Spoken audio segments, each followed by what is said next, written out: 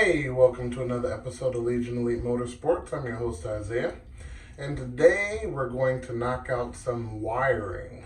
Okay, so let's get in there. Let's get it done. Okay, we are back at it. So, we're going to do some wiring. I kind of held it off last video to kind of give you something a little bit more interesting, but it's got to get done, so here we are.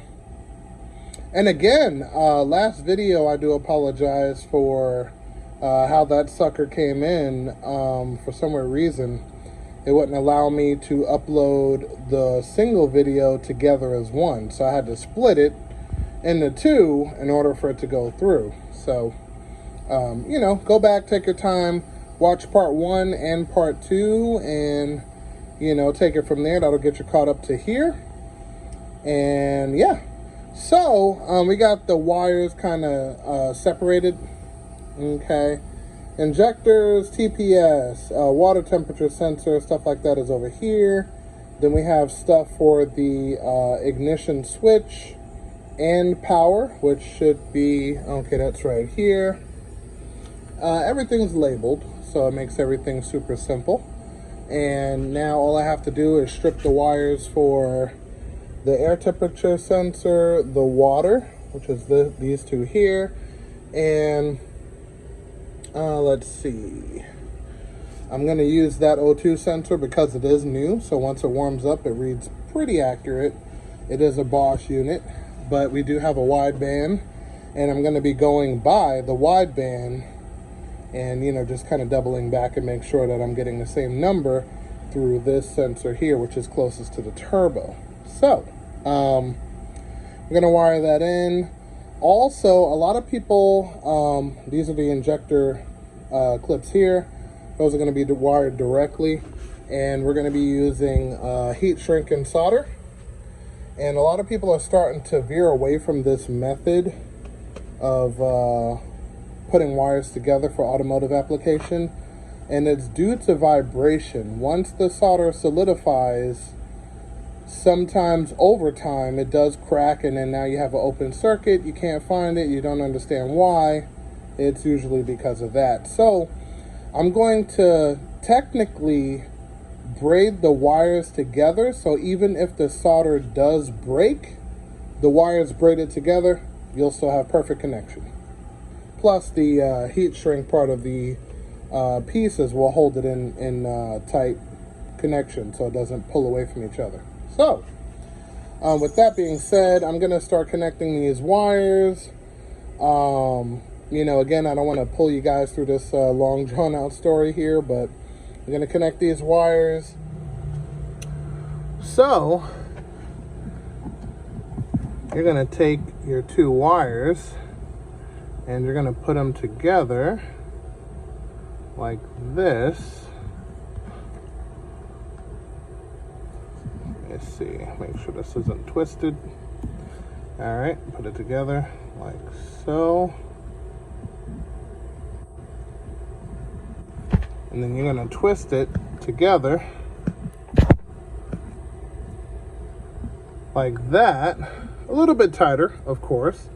Then you're going to bring your sleeve over your new wires and solder and heat shrink. I'm going to tighten these up a little bit more.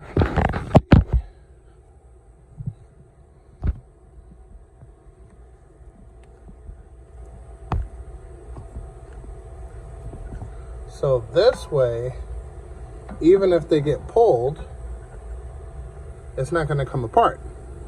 So then after that, you slide your heat shrink and solder over. There we go. And you have two perfect joints. Okay, but this one has to be on the sheathing, so does this one. So I'm gonna cut it down a little bit shorter and then redo that, and we should be good to go. And I'll show you what it looks like in the end.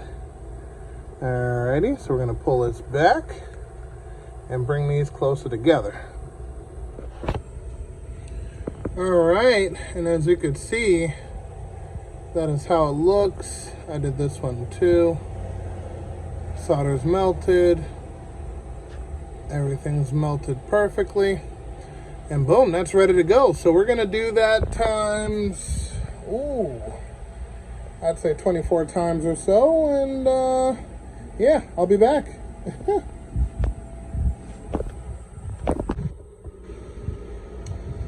Okay, so everything is connected and plugged in for the most part. So injectors are plugged in, 1 through 4. The spare wires for auxiliary activities are not connected. So all of these are not connected. We have air temperature sensor, coolant temperature sensor, power, ground, fuel pump relay, all here. Roughly.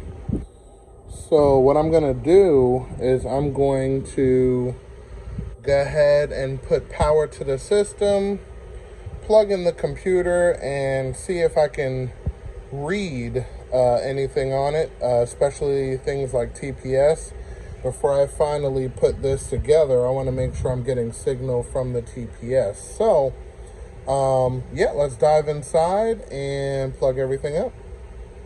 So I took the brand new computer, which is beautiful by the way, and connected it to the harness. And we're not going to connect the vacuum because we're not going to be starting the car just yet. I still have to swap out the starter, but it's connected to where I can get some references. So now, on the opposite end, I'm going to plug in my computer and give it power and take a look at the programming and see what we got. So let me grab that and take it from there. Oh, and on the inside, I plugged in the fuel pump, these Microtech. So this is controlling the fuel pump, but also I did it as a connection so it's not solid, and you can service it and, you know, if need be, or check it to make sure it's receiving the proper power and stuff like that. So just wanted to update you guys on that. Yeah, so let me plug in the computer, connect the battery, and see what the computer's doing. Okay, so the battery's connected. We're gonna put it in the on position.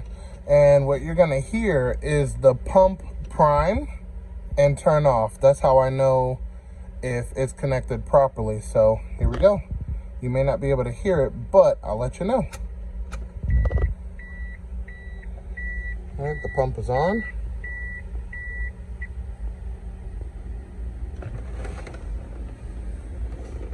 Okay, it just turned off. We have power to the computer. Excellent, everything is working the way it should be. And now I'm gonna plug in my laptop and see what's what. Okay, so as you can see, car's now in position and we are connected. All right, so let me see if I can push the throttle pedal there and see if it goes to 99%. All right, hold on, let me reach over. Okay, hold on, let me stand up and reach over.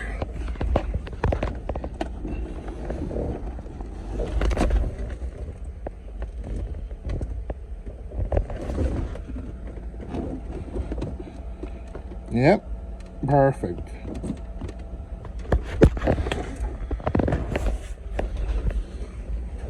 So, as you can see, it's not quite on 0. So we're going to fix that right now.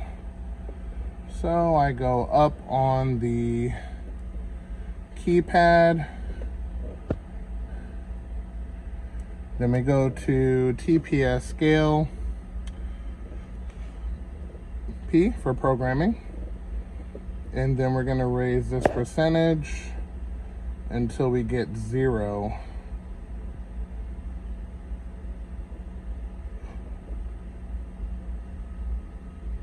perfect. Hit P for programming to exit programming. It's automatically gonna save, so you don't have to do anything extra. And we're gonna push the pedal again, make sure we get a 99%. And that we do. And we're good to go for now. So let's see, boom, boom, boom. 11.7. All right, perfect, so that's good. So that's just one thing that we're gonna do for now. And then what we're also gonna do is take a look at the map in 2D form. Alrighty. Alrighty, and you see the curve they give us from the factory. Excuse the glare, sun can't really do too much about that, but so you see the basic curve they give us, and then this is load, so to amp in the fuel accordingly. And of course we're going to adjust all of this, but you know, this is enough to get the car started more or less, so that's good. So now we're going to disconnect, because that's all we need to do for right now.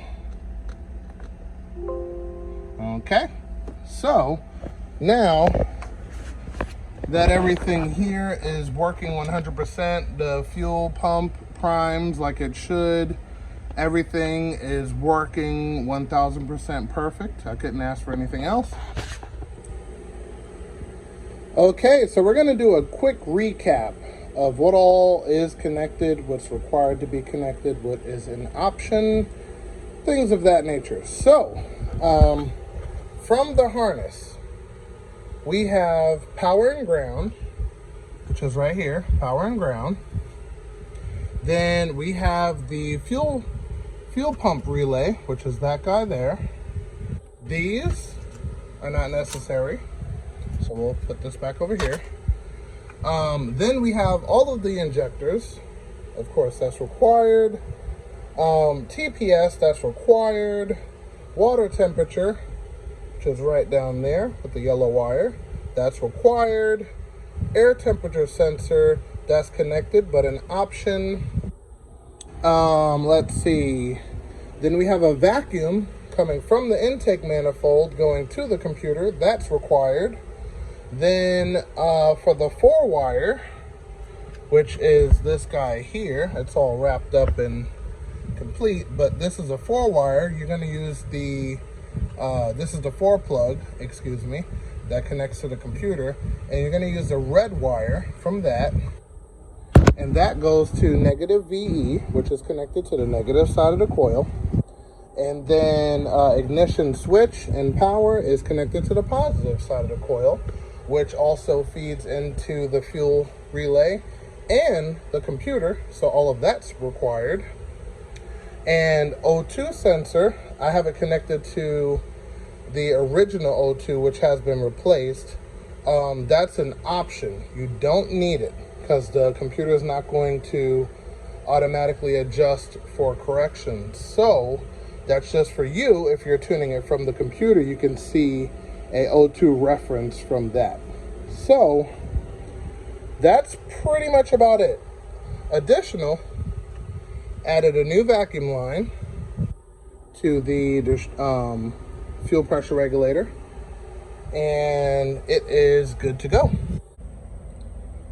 So I found this distributor, and it's missing some critical parts. So technically I can't use this one. Very nice cap. A lot of corrosion, that's no good. That has to be cleaned out. Yeah, so we're missing some critical parts on this one, so we cannot use this one. Let's see if I can find another one. And the search continues. Wasn't able to find the distributor, so that means I'm gonna have to probably order one, maybe.